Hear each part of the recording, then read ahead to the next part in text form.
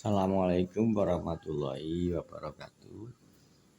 Jumpa lagi dengan saya channel Jeffrey 123. Teman-teman yang tercinta, kali ini sesuai dengan janji saya yang kemarin ya. Saya ingin melukis ekspresionisme, tapi ya itu tadi saya yang ada hubungannya dengan batik, terutama batik yang ada di daerah saya. Nah, nanti video selanjutnya membahas masalah batik yang ada di luar kota Lasem. Kali ini saya membahas ada sebuah motif batik Lasem yang menarik untuk diungkap, untuk dibahas dalam video ini. Saya pernah membaca sebuah sumber pengakuan dari seorang tokoh pelaku pengusaha batik dari daerah sini, Lasem sini ya, bahwa dari sekian puluh atau sekian ratus macam-macam batik, motif batik yang ada ini, ada sebuah motif namanya batik kericaan. Menurut sumber itu, batik kericaan dulu digubah, diciptakan untuk mencatat sebuah peristiwa penting yang terjadi di Jawa ini. Ya memang betul ya teman-teman, ya memang kalau batik tulis asli itu kan pakai bahan canting. Jadi menurut saya pribadi, canting itu sendiri artinya catatan penting. Ini namanya ilmu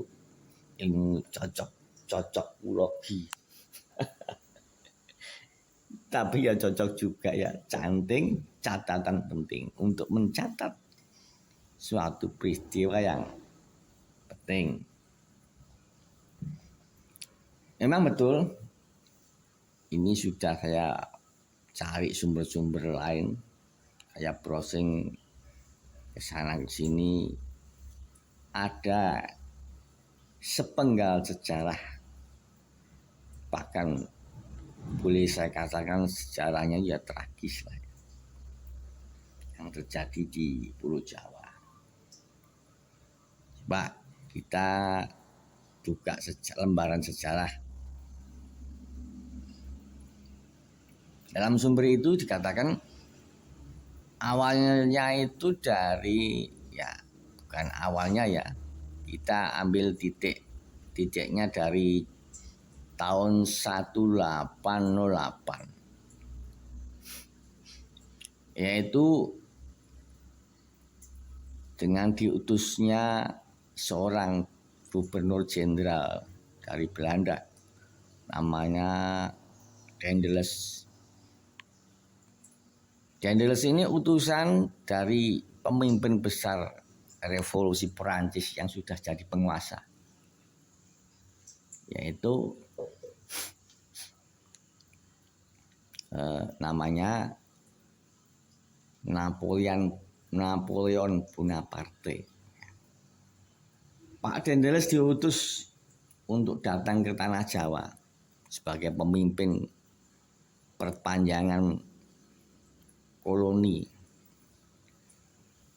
datang ke Hindia Belanda. Ini namanya dulu kan Hindia Belanda ya, sehingga di ujung barat Pulau Jawa namanya daerah Anyer. Setelah turun dari kapal besarnya, dia melewati jalan darat Setelah mengadakan berbagai macam penelitian menurut sumber itu, keadaan di Jawa ini perlu ada transportasi yang lebih modern. Maksudnya transportasi angkutan darat.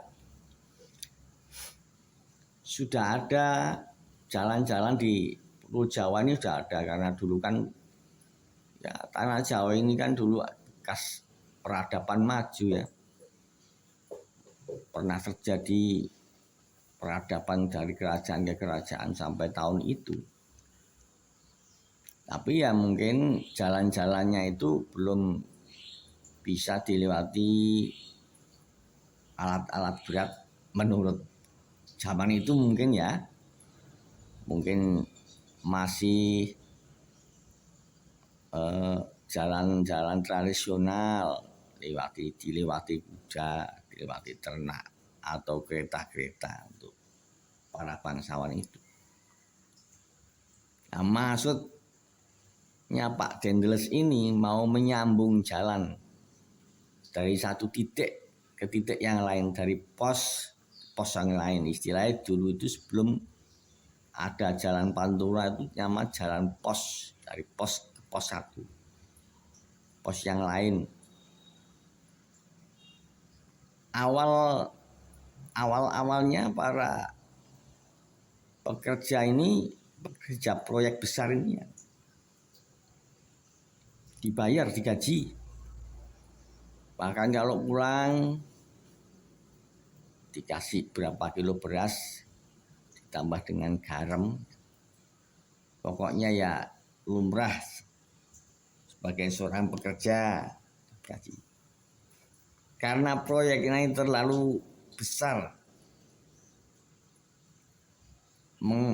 proyek masih dengan alat-alat tradisional, belum alat-alat yang modern, ya harus menerjang berbagai medan yang berat, mulai dari bukit, jurang, alas macam-macam lah. Akhirnya keuangan Belanda tipis, semakin habis. Tapi oleh si Pak Dendels ini, Pak Jenderal Gubernur Dendels ini tidak mau mundur.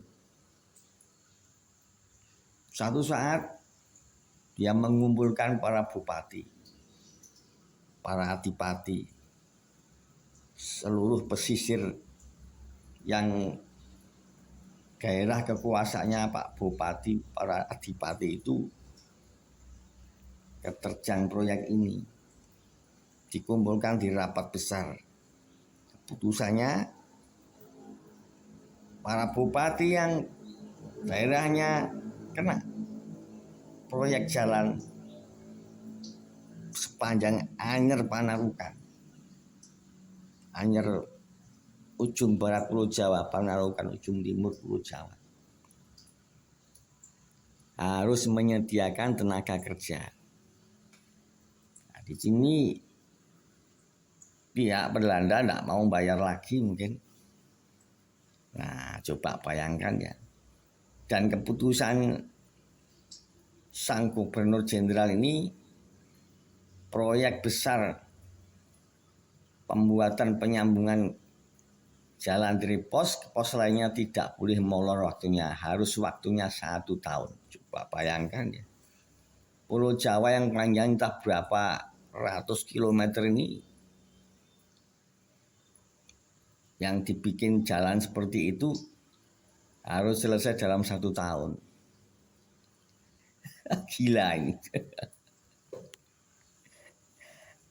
Padahal waktu itu belum ada alat berat, kayak bego, kayak apa ya, alat-alat yang lain yang modern, masih pakai bendoret pacul, nggombak padi alat munggah gunung, turun gunung, wis mbah kono. Betapa sengsaranya. Akhirnya pendekatan kata yang saya pakai di sini, maaf ya, mungkin ya terjadilah kerja paksa atau kerja rodi. Nah, di mana suasana situasi alam waktu itu masih kita bayangkan ya, belum ada prasarana kesehatan yang memadai. Nah, menurut sumber-sumber sejarah mengatakan banyak leluhur kita yang bekerja waktu itu yang meninggal, capek, lelah, kena penyakit, banyak nyawa yang melayang, tetesan darah, keringat, dan sebagainya mengalir setiap jengkal tanah, menghiasi sepanjang pesisir Pulau Jawa untuk membangun sebuah jalan. Ya mungkin jalan itu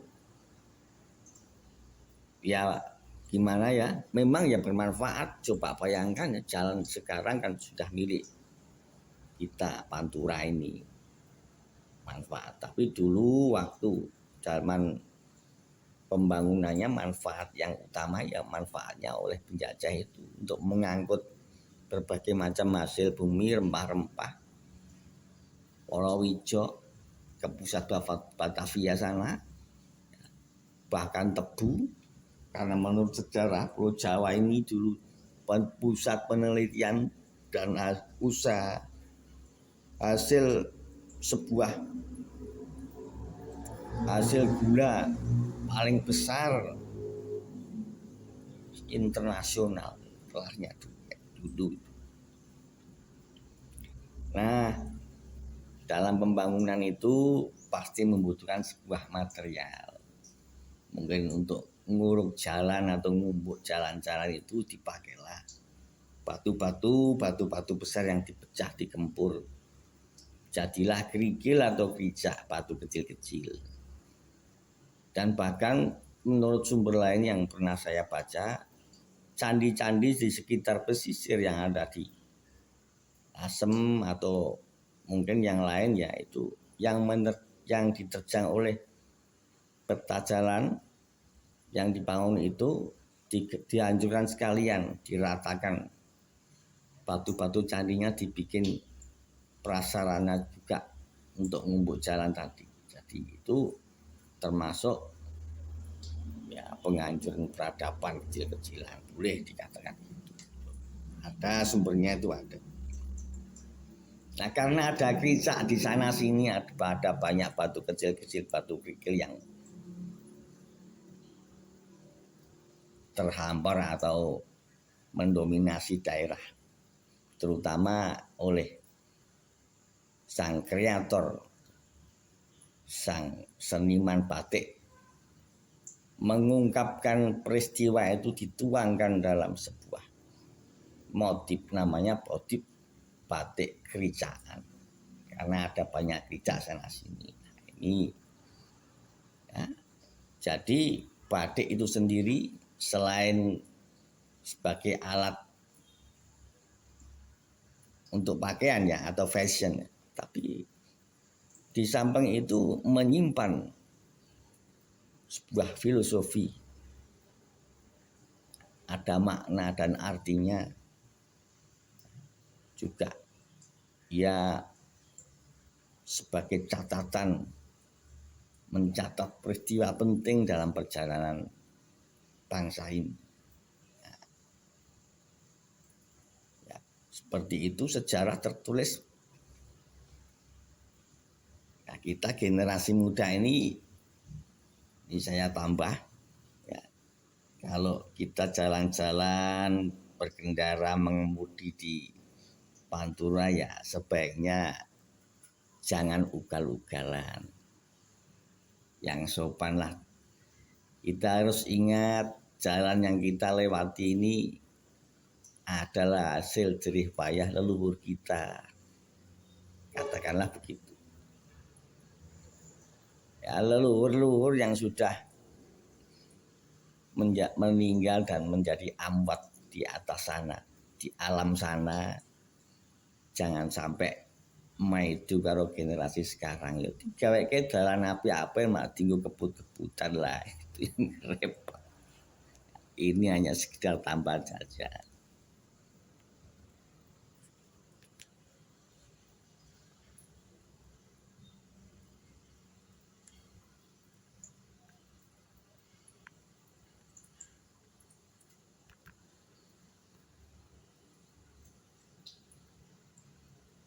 Ini ya teman-teman, di sini saya melukis suatu yang ada hubungannya dengan cerita tadi.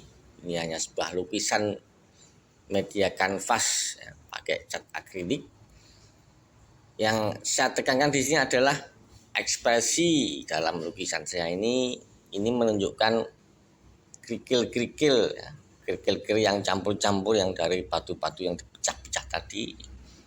Ini adalah sebuah air atau ini bisa saya gambarkan sebagai sungai atau air laut, di mana Lasem ini juga pinggir laut ya.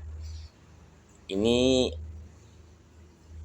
bentuk dari kain yang saya gelar, saya tenteng di sini, saya gambarkan di sini. Ada motif-motifnya seperti motif-motif batik, tapi bukan seperti aslinya. Ini hanya sebuah ekspresi saja ya.